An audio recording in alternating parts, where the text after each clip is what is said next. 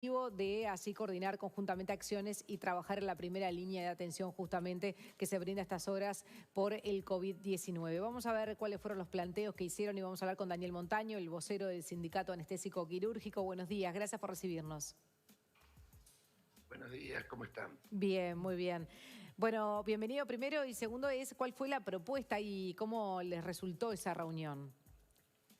Bueno, una respuesta muy agradable, muy positiva, una reunión muy agradable en varios sentidos, pues se abrió un canal de diálogo que había sido un poco suspendido durante la administración anterior.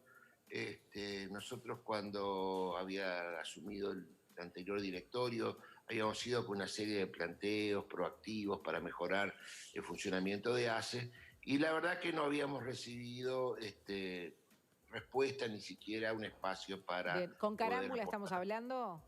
Sí, Bien. con Carámbula. Ni siquiera para poder aportar nuestro conocimiento, ¿no? El problema de eso es que nos juntaba dos aspectos. Por un lado, la crisis actual y por otro lado, el día después, como decían ustedes recién, ¿no? Sí.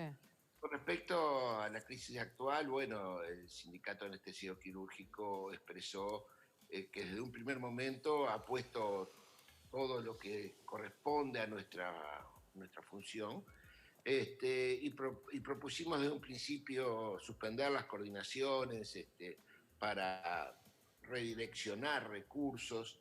Hay que entender muy bien, nosotros, tanto en la parte pública como privada, tenemos un pago diferencial por actos anestesio-quirúrgicos y nosotros al suspender las coordinaciones hemos puesto encima de la mesa nuestro aporte, la mitad de nuestro sueldo. Básicamente hemos reducido nuestros sueldos en un 50%. Eso ha permitido que tanto el ente ACE, el primer prestador de salud, como los prestadores privados pudieran disponer de recursos que se destinaban para las cirugías y también de recursos humanos y recursos edilicios.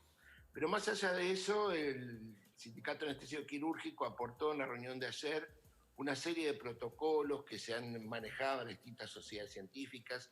Todas las sociedades científicas han establecido diferentes protocolos de seguridad para el funcionamiento, de seguridad para el paciente y de seguridad para el equipo de salud.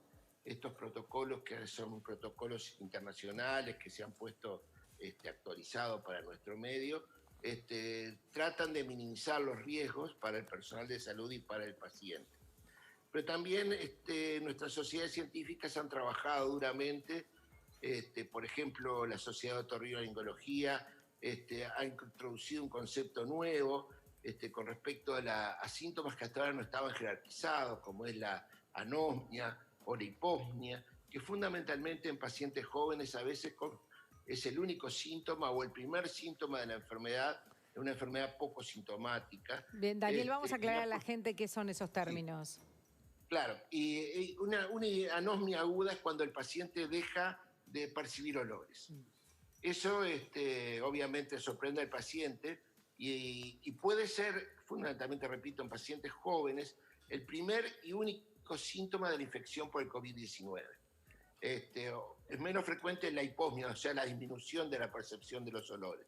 Pero la pérdida de los olores puede ser un síntoma que en todo el mundo se está jerarquizando y nuestra sociedad de otorrinolaringología está trabajando, queda una comisión para investigar y profundizar en este tema. Una es de los olores y la otra del gusto, ¿no? Claro, Porque los sabores.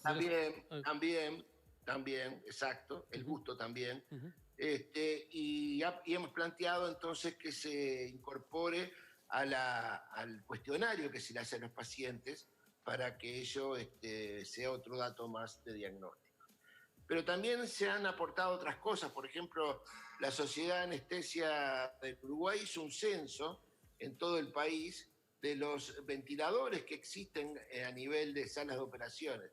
Se sabe que el respirador de CTI, en muchas cosas muy parecido al ventilador que usa el respirador que usa el anestesista, casi similar para los procedimientos quirúrgicos, y es una segunda línea de insumos que puede ser utilizada, tanto el ventilador como el especialista, el intensivista, en caso de desbordarse el sistema sistema de salud, porque ese es uno de los grandes riesgos que corremos, que en algún momento nos quedemos desbordados por la afluencia.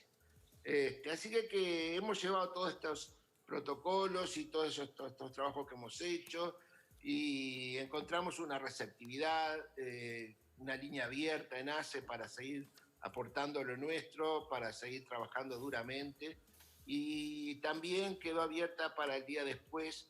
Nosotros tenemos que pensar seriamente en cómo vamos a hacer para que ACE funcione mejor, para que ACE tenga una distribución más eficiente de los recursos humanos y materiales, y en todo eso hemos querido trabajar ya desde la administración anterior porque creemos que podemos aportar cosas y bueno, esperamos que ahora se haga efectivo, ¿no? Daniel, ¿cuánto tiempo pueden mantenerse las condiciones actuales en los términos de la atención de la salud para aquellos pacientes que no tienen COVID-19? Es decir, aquellos que tuvieron que postergar sus operaciones, aquellos que tuvieron que postergar tratamientos, que están teniendo menor seguimiento, que están teniendo menor atención, que en algunos casos se entiende que tienen menor urgencia y emergencia, pero tampoco se puede hacer permanente en el tiempo esa situación. Es muy interesante su pregunta realmente, porque tiene varias aristas. Por un lado, primero que nada, aclarar que todos los especialistas anestesio-quirúrgicos mantenemos nuestra atención en policlínica. A veces no en forma presencial, sino a través de vías telefónicas. O sea, todos los pacientes que se agendan, nosotros estamos en contacto para hacer un seguimiento. Y aquellos pacientes en que entendemos que debemos verlos, que debemos asistirlos, los convocamos a la policlínica para verlos en forma presencial. Eso cumple dos objetivos: sacar al paciente del lugar de riesgo, o sea, del sanatorio, del hospital, que es donde hay más posibilidad de contaminarse, pero también mantenerlo en seguimiento y darle la sensación de seguridad de que no lo hemos dejado sin atención. Ahora, ¿cuánto tiempo? Es una muy buena pregunta, porque en realidad, si nosotros fuéramos estrictamente fundamentalistas con este tema, durante estas 3 semanas se podría haber seguido operando coordinaciones quirúrgicas de pacientes no oncológicos, porque no se ha visto desbordado el sistema.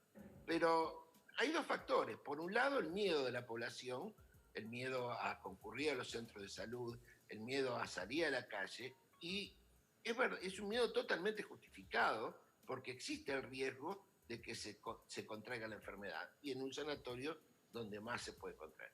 Y segundo, como yo le explicaba al principio, todos esos recursos que no se han usado en cirugía han podido ser redireccionados en otros sentidos para otros consumos, otros gastos que hubo que atender. O sea que en realidad el fondo COVID-19, los anestesios quirúrgicos, lo venimos alimentando desde el primer día, ¿no? Bien, Daniel Montaño, muchísimas gracias por este contacto. No, por favor, a las órdenes. Igualmente. Gracias. Hasta luego.